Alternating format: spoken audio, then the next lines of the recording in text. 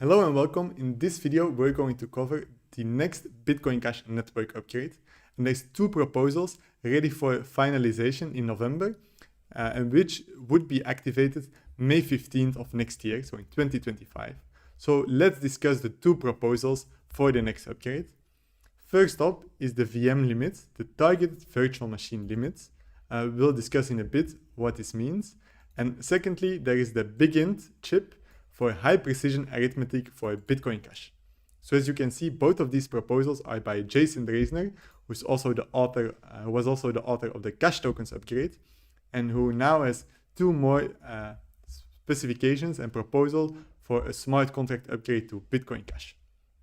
And one thing that may stand out right away is that this chip for the targeted virtual machine limits is originally from May of 2021.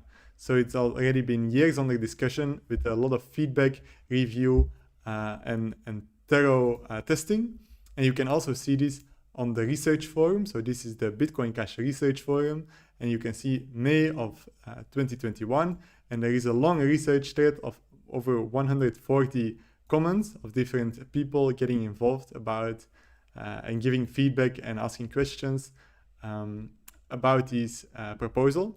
And now the proposal has been finalized with the version 3. And we'll quickly go over the details and then cover what this means for Bitcoin Cash.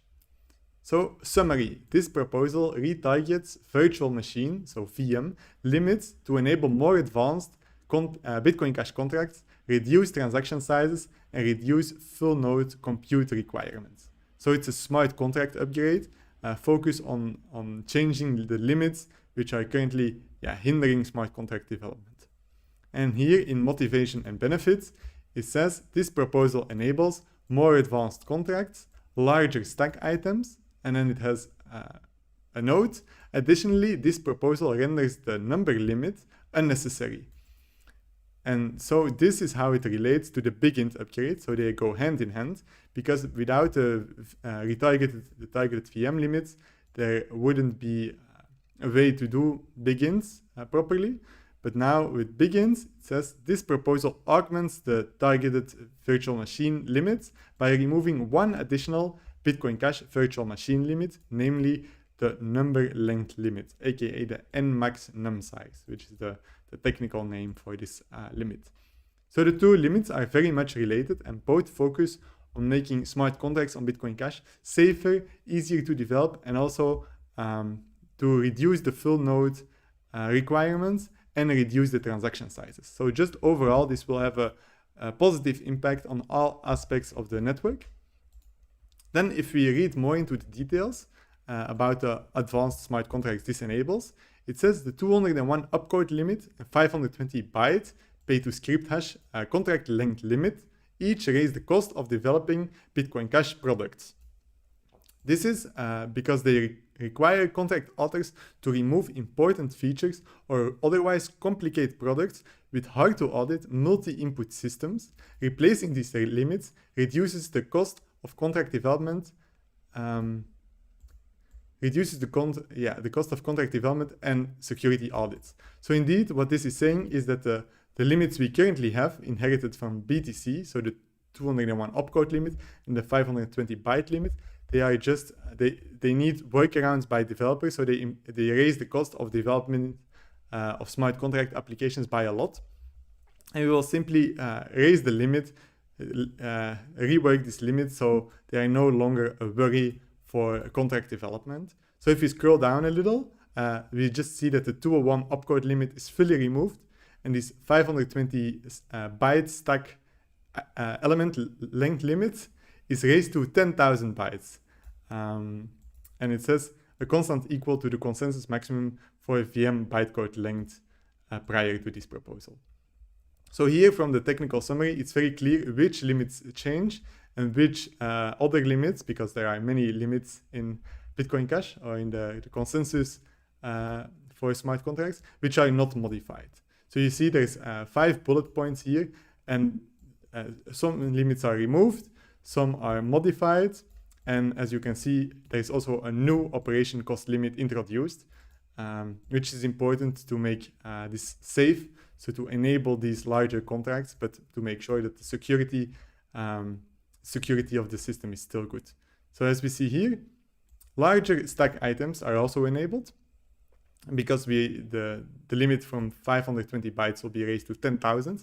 And it says retargeted limits enable new post-quantum cryptographic applications, stronger escrow and settlement strategies, larger hash pre-images, more practical zero-knowledge proofs, homomorphic encryption, and other important developments for the future of security, for the future security and competitiveness of Bitcoin Cash.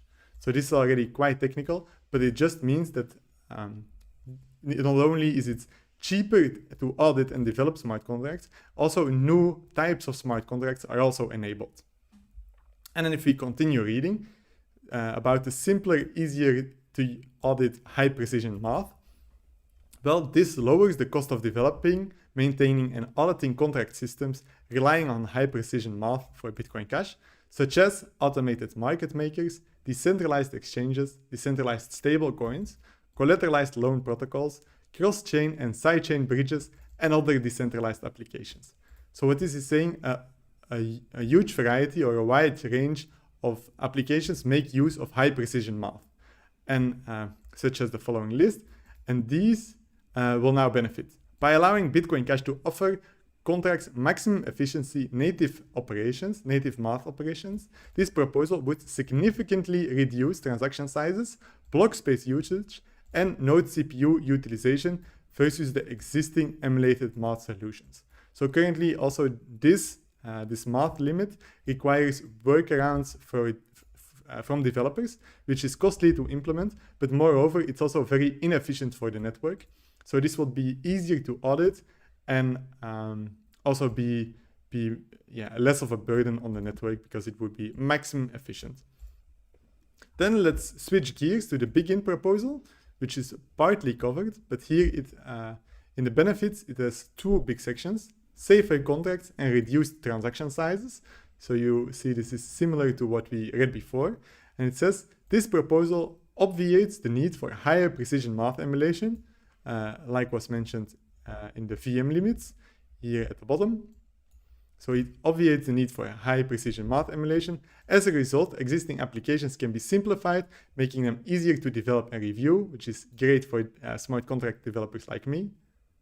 Additionally, by making arithmetic overflow less common, contracts are less likely to include vulnerabilities or faults which can expose users to attacks and losses.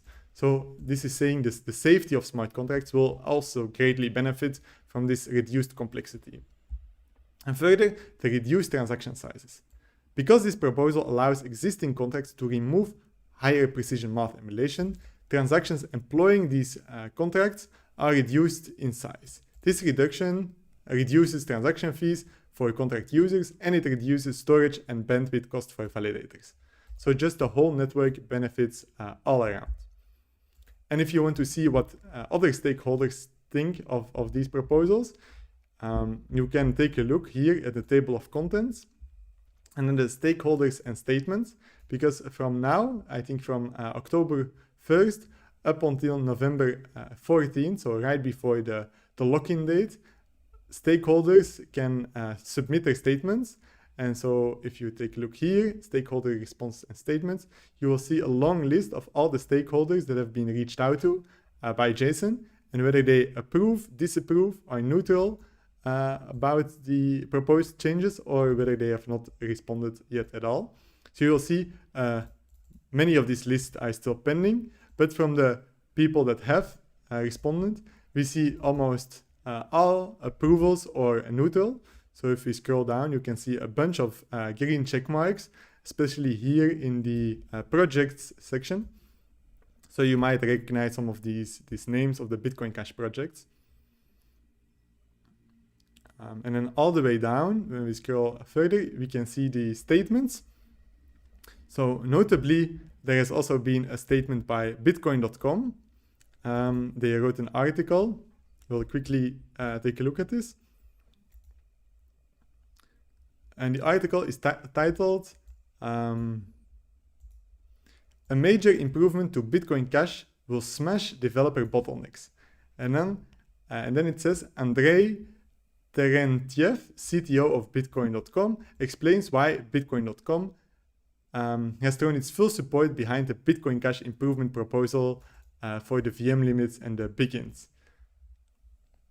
And then it says, the current VM limits, while necessary for security, have become a bottleneck for developers seeking to create sophisticated smart contracts.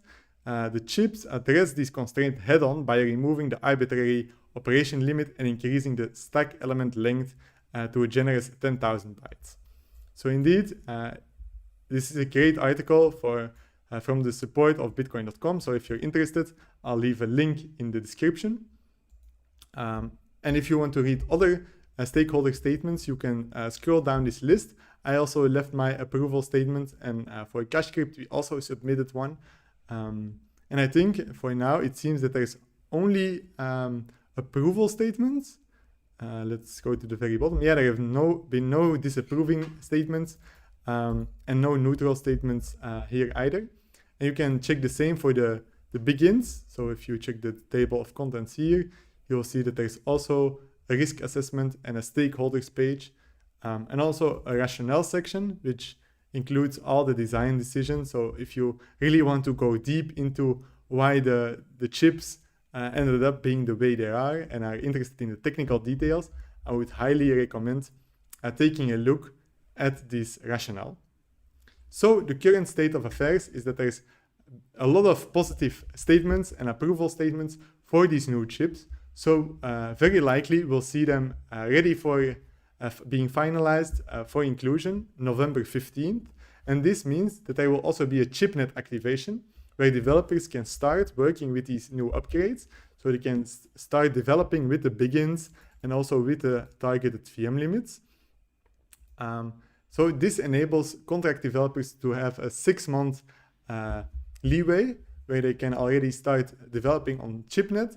And then May 15th of next year, so of 2025, this is the date that these two proposals will actually activate on mainnet, and that contracts on the main Bitcoin Cash network can take advantage of these new features, which will enable a wide range of applications and generally make the Bitcoin Cash network much better for development.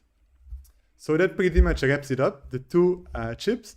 I'm excited for them, and I would be interested to hear what you think. You can also, if you're a stakeholder in Bitcoin Cash, submit your statement and your comment of what you think of these, or you can just approve, withhold, or disapprove. So, of course, the more input from the community and everyone involved in the network, the better. This pretty much wraps it up for this video. I hope you learned something, and see you in the next one. Bye.